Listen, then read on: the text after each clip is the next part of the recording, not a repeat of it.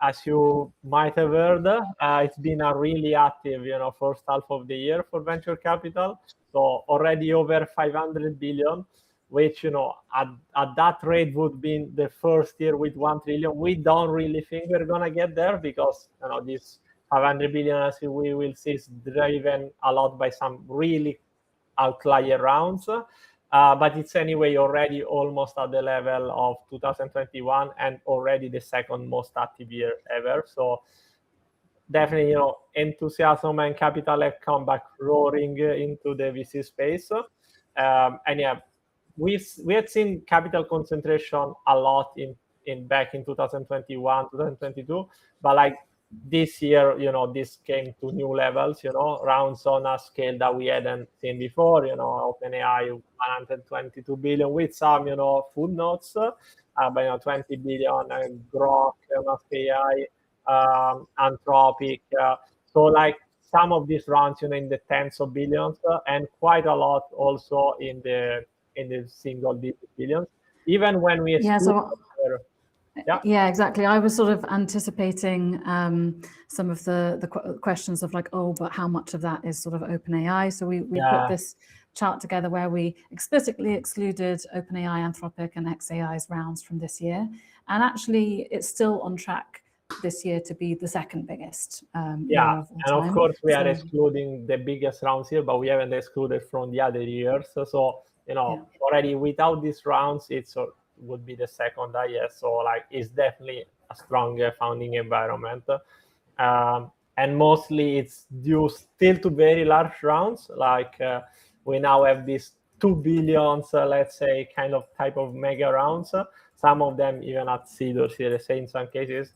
And this year we saw already 20 plus of this, and that's already higher than any year before. Last year was already ramping up to 17.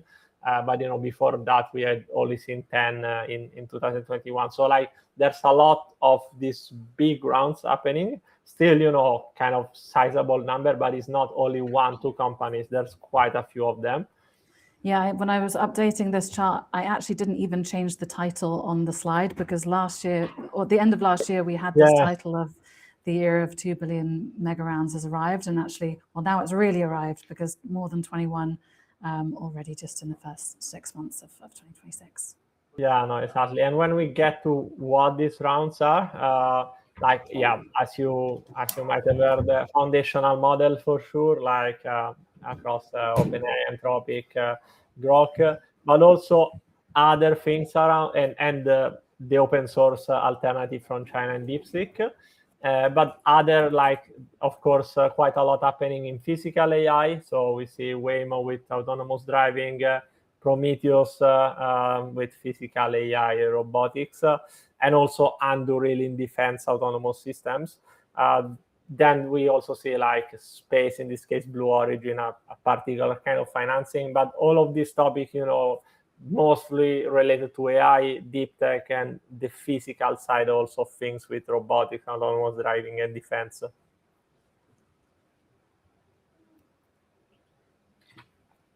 And when we look at the main countries this year, quite a lot of this was driven by the US for sure. But also we see China quite active already this year. The United Kingdom has a really, really strong first half of the year.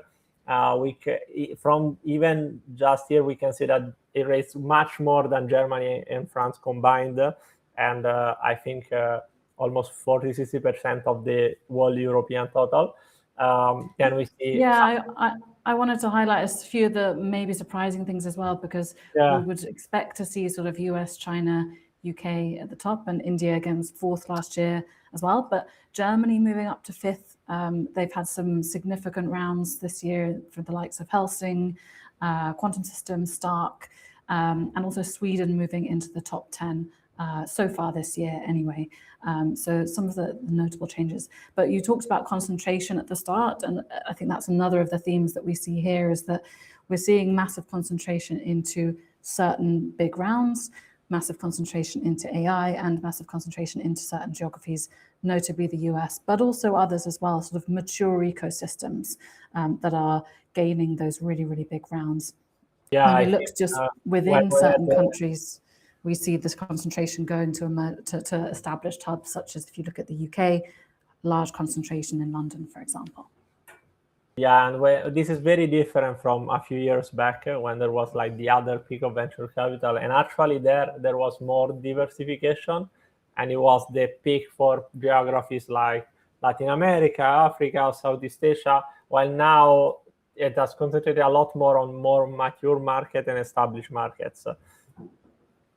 But yeah, when we look instead by growth, we see this ranking changing slightly. So they quite massive to grow 200% at the scale that the US already has. But then we see Singapore, Australia, China, all these markets showing a quite strong first half of the year. Also Mexico, Spain in Europe showing very strong trend. Germany with the plan to on defense robotics. So all of these markets are showing quite a strong growth. And we only included here the countries with at least 1 billion of funding this year. So only some of the more like still big markets for venture capital.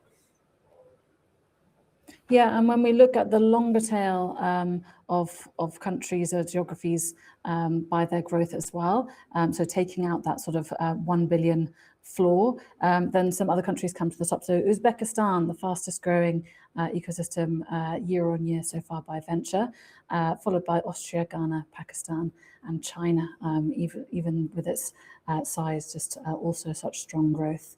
But also all of this, those last couple of slides in particular, so this data comes directly from the Dealroom platform, where we have built out a whole set of reports for 500 different geographies. So maybe, Lorenzo, you can show us where we can find this and where people could also, if they want to dive into specific countries and their specific rounds. Yeah, sure.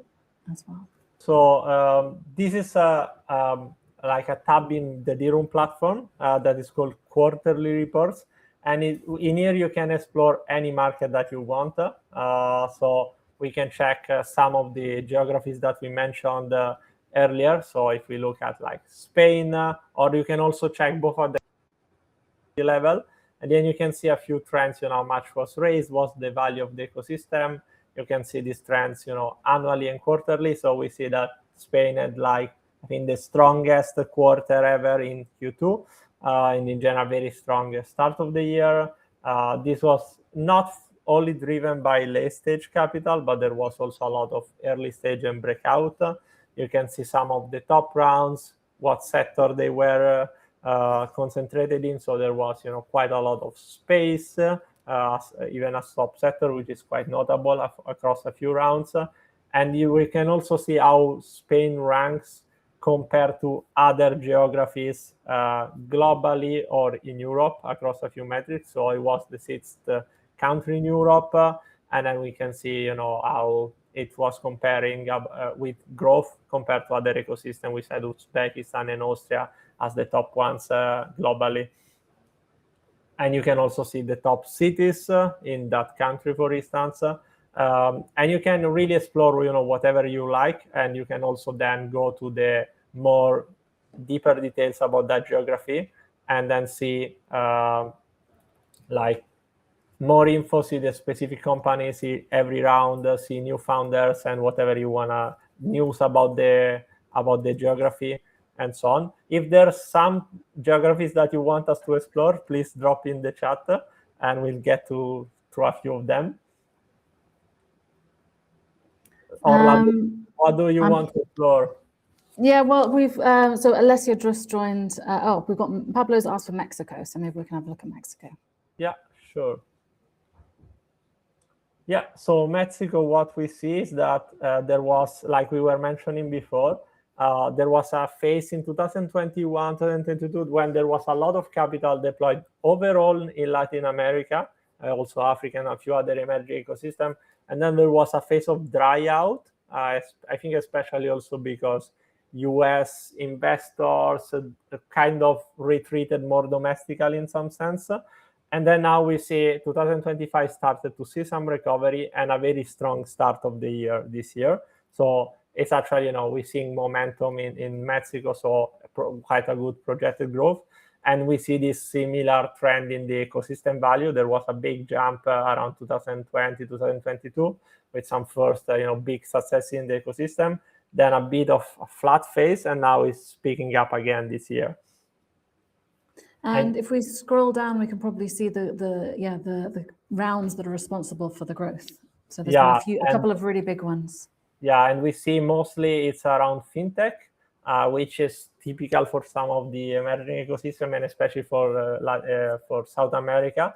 There's been a lot of momentum there. So we see Clip and Plata with very big rounds, and then we see some bits in mostly energy and food as market this year. Nice.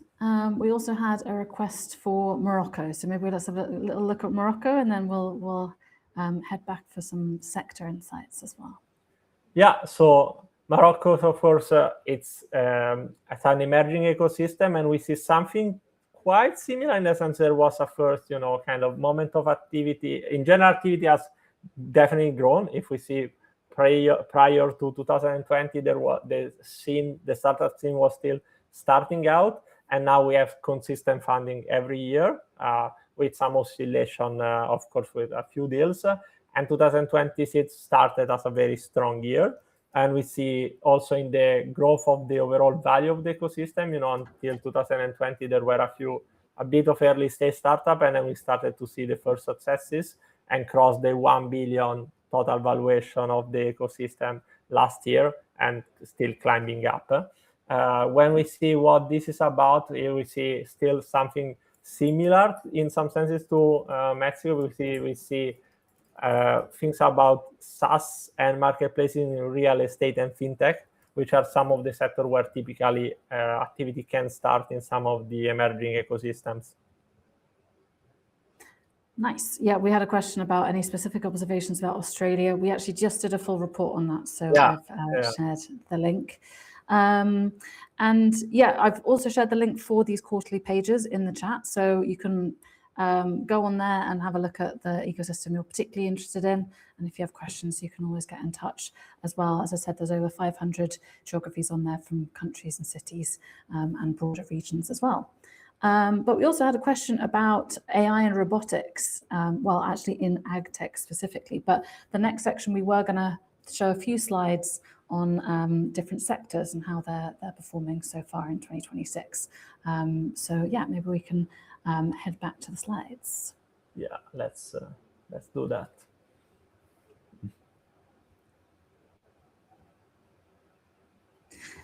Nice. So, well, yeah, AI, as we said, has been the big topic dominating all the headlines, and this is why. So, when we split out the amount of investment raised by AI startups, and this isn't just any startup that's got sort of AI somewhere on their website. We do kind of quite carefully look at which companies are really building AI at the core of their business. Well, it is a huge proportion of the total now. So 398 billion raised by AI startups in 2026. Last year it was around 50%, and it's heading even higher now as well. And if we look at that percentage, so yeah, we're now up to 77% of all global VC is being raised by AI startups, but it's not the same even picture everywhere. So again, to that concentration point, we see that the US is even more focused on AI. 86% of all VC raised so far this year in the US has been raised by AI startups. And again, there are those big outlier rounds that really move things, but it's not just that. There's a serious long tail where this is a massive focus. China is, yeah, a little bit behind that global average, which is being pulled up by the US, and Europe also further behind a little bit again. So 54.4% of VC raised in Europe so far this year has been raised by AI startups. But yeah, Lorenzo, you pulled this bit together about looking at a few of the other sectors as well. Yeah, no, and because like, of course, AI is driving a lot of this, and we see here the top three are all very related in the sense that, almost all of enterprise software activity has been in AI, and that makes a lot of chunk of that. And then deep tech, there's overlaps with foundational AI models, but we don't include the AI applications.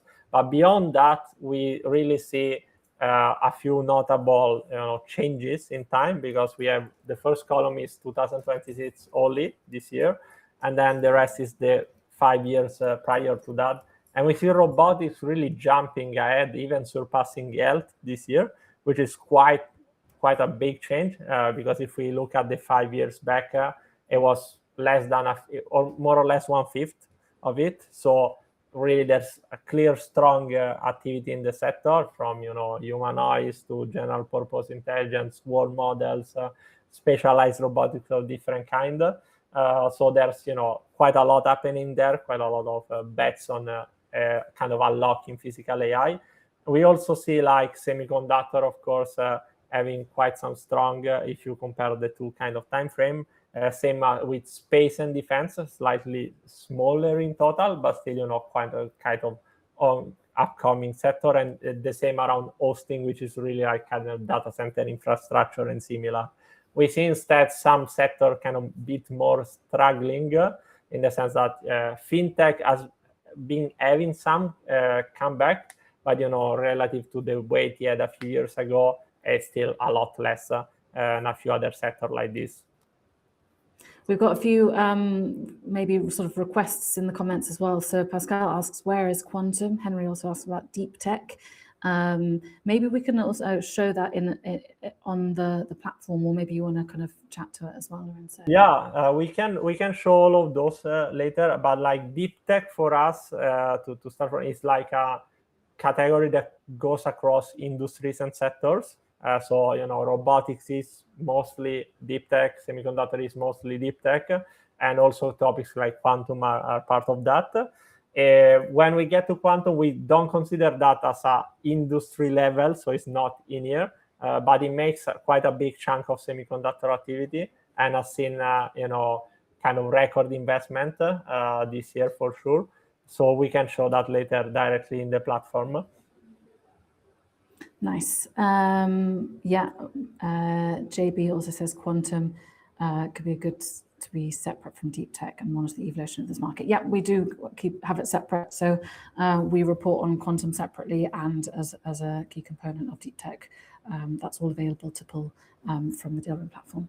Yeah, and when we go a bit to granular, this is mostly something you can explore later on, but we can go, of course, in the subsectors, and then we see, agents, where we see drones, we see space transportation, chips and processor, industrial robotics, humanoid. All of these are topics where we've seen a lot of activity. And we can go on this live in the platform too, so we can check quantum and whatever segment you want.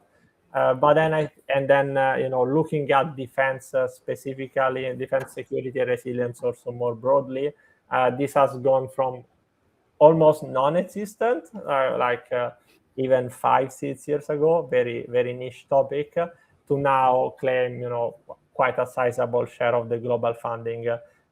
So this is across that kind of autonomous system for defense, but also like some topics that are really important on security and resilience, like even quantum is included in here. And this is not an annualized chart as well. So that 40 billion is already an all-time high in 2026, with the rest of the year still to go. And yeah, as you said, it used to be something that was basically almost taboo for a lot of VCs, or they were actually kind of prohibited by their LPs to invest in. And it's such a growth area. We want to show some of the other growth areas basically beyond AI, and defense is certainly one of them. We actually also put out some data this week about the participation by defense primes in this space as well. So Lockheed Martin, BAE, and the rest actually all taking an interest in venture investing, direct equity investing in startups as well. Lockheed Martin leading the way in terms of the number of rounds that they're doing, but that's also a bit of a shift. That there was really not much going on at all, partly because there weren't that as many startups, but it's clearly a focus for them as well. You can find some of that data on our LinkedIn and covered in the FT this week as well. And yeah, as I said, we wanted to have a look at some topics beyond AI, and also maybe some of the ones that aren't just going up and to the right as well. So we wanted to have a look at climate tech, because there's some things that are down and some things that are flat as well.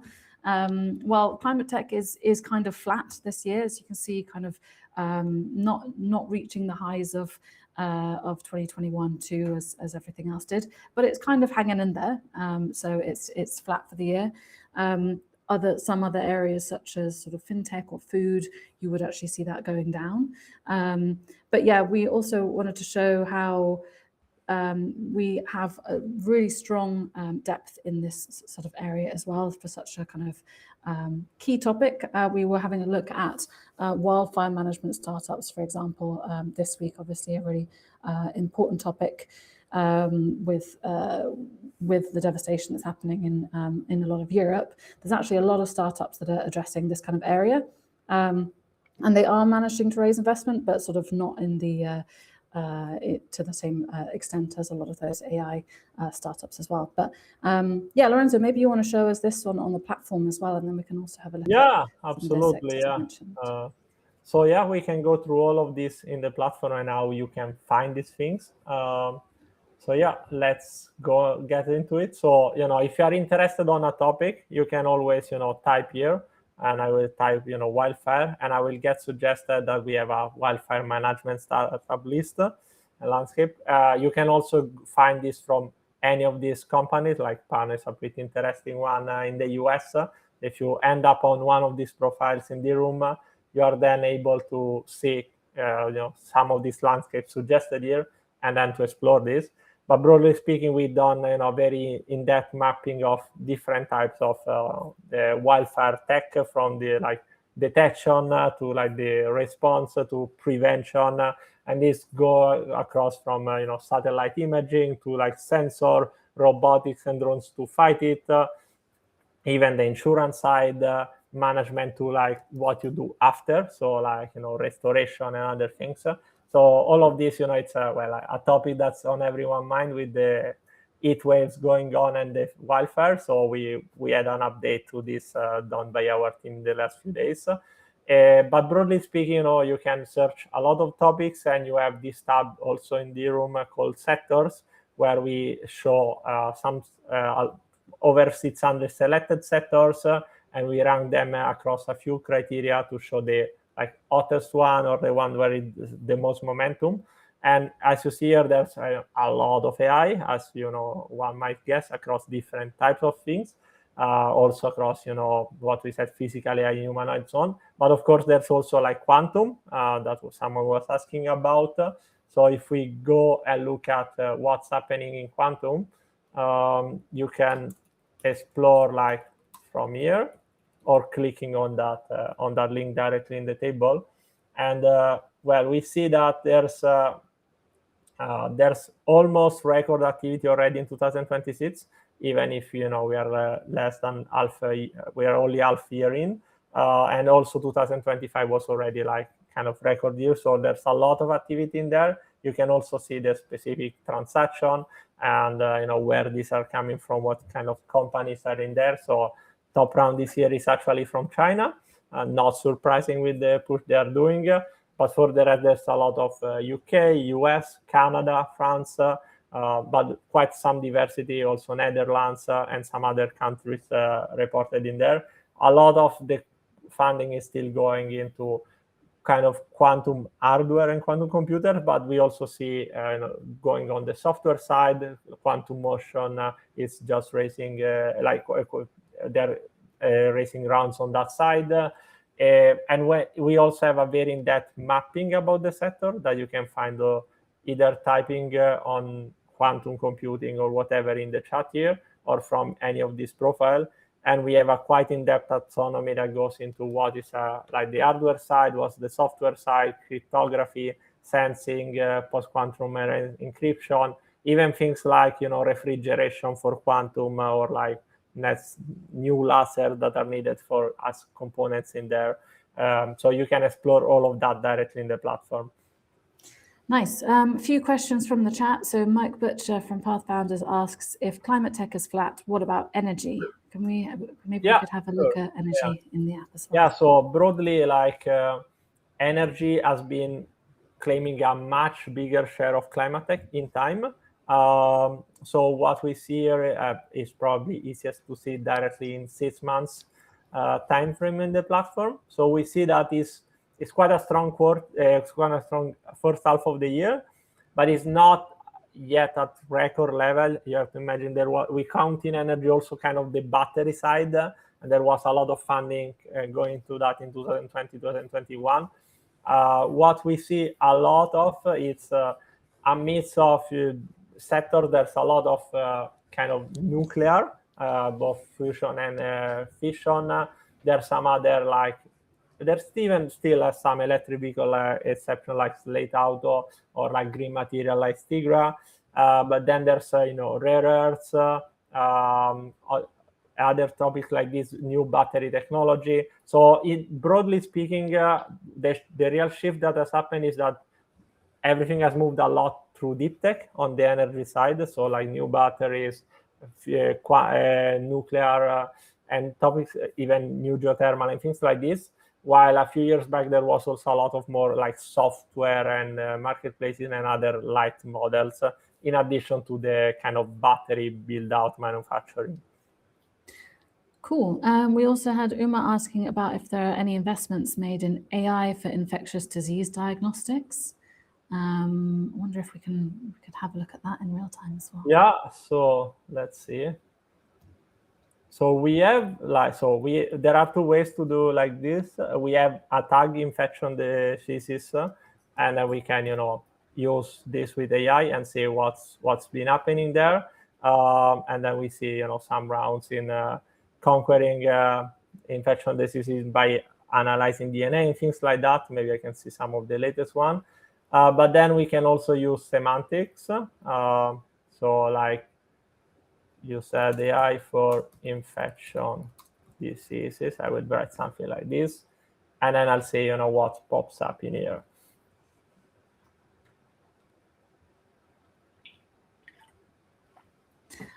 Peter, oh yeah, carry on. I was just going to fill in while it was waiting, but here we've got some nice ones here. So like AI-powered pathology, probably relevant around that. And then there's some more like broad sector platform that also touch this aspect and so on. Typically, when I do these things, I would run the same search more on this page because this is more optimized to do that. I'm really bad at typing in general. And then we can see some of this, and maybe there's a geography that you're interested in or some kind of stages that you're mostly interested in. And then I think there's quite a lot of companies that touch this aspect. Some of them will be specialists. Some of them will be like more broadly with one of their sector being infection diseases. Cool. Laura also asks about e-commerce and social commerce. So maybe we can have a look at that, because that's likely one of the areas where we're not necessarily seeing as much growth, I would guess, but we can have a look. Yeah, so like e-commerce, it's something that we consider typically a business model that can cut across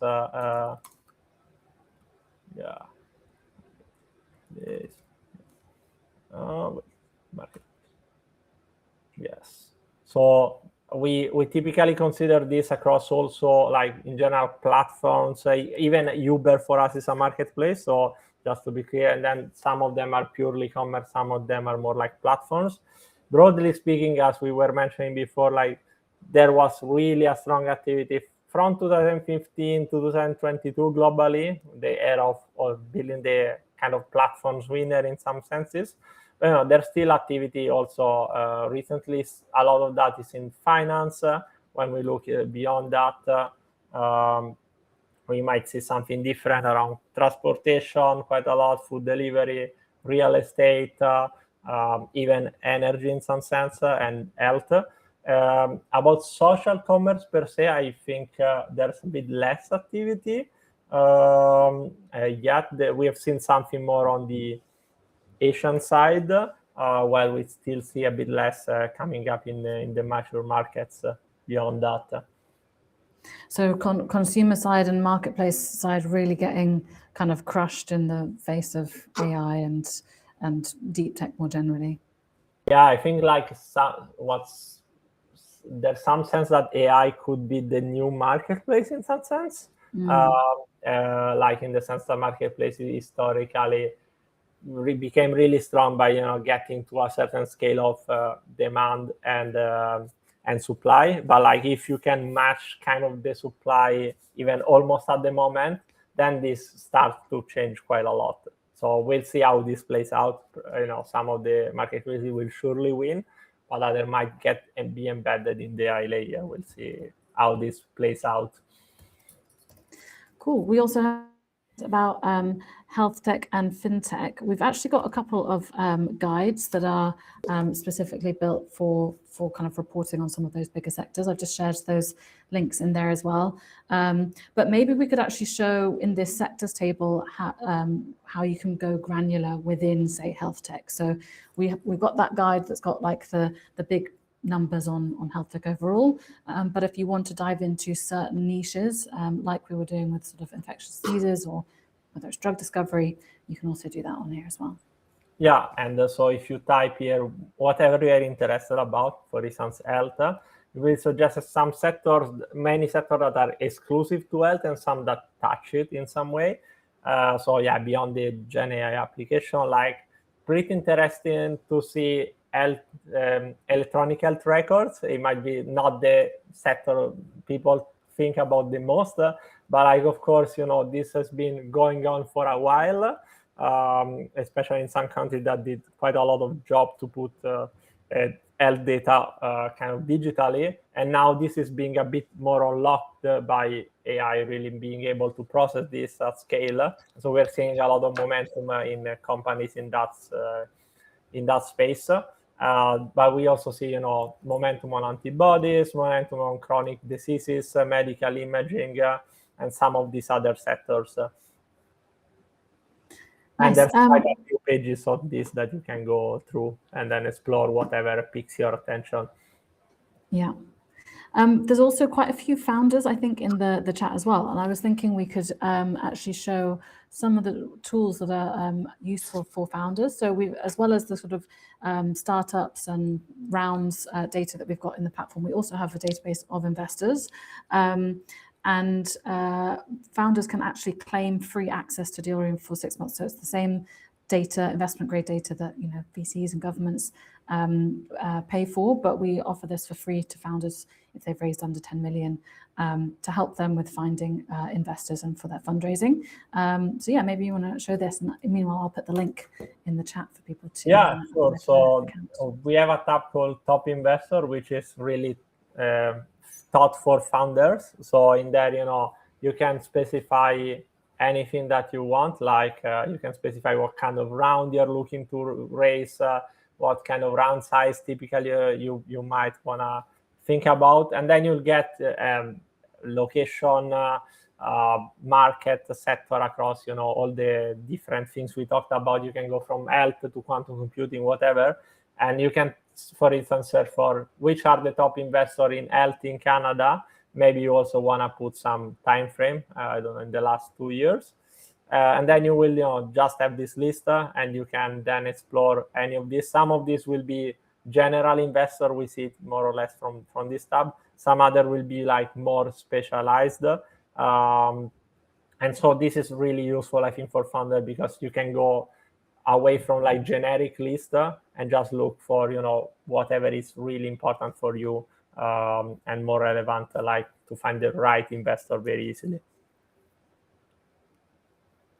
Cool. Yeah, and if people have other questions, then feel free to put them in the chat as well. But yeah, I think a few of the stories of the year so far really is that concentration piece, but across different areas. So whether that's AI, the late stage rounds, and into established ecosystems as well. Actually, we do have a couple more questions. So Morten, sorry, I misunderstood. I read fintech, but you meant fitness. So we do actually have sport as a category. It is small. Probably sports is what tell the most. But like this includes some stuff that I might want to exclude, like maybe sport betting or stuff like that.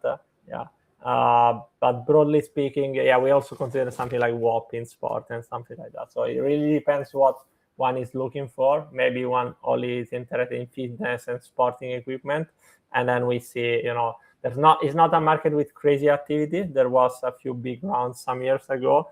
Lately, we haven't seen a lot, but there's of course still some company racing in the sector. Yeah, and if you're interested in company discovery, what you can also do is either use some of these tags to kind of find rounds or find companies, but there's also one company, you can kind of go to their profile, find the companies that are tagged with the same things or that are in the same landscapes. They should be nicely curated for you. And then also, if you have a Dealroom account, you can set alerts for those same types of companies, so that when they emerge, you'll be notified about new ones that are founded or new ones that pass a certain funding threshold that you're interested in. And you can also have that plugged in via API into your own tools as well. All of this data, while we're showing it on the platform, all of it's available via API, which is also how we build a lot of the research that we do ourselves. But it's the same API that's available to any of our customers as well. Henry also asks, what is the landscape on deep tech investing in terms of Europe versus US? Great question, because we're actually going to be doing another webinar on exactly that topic next month. Do you want to tell us a bit about that, Lorenzo?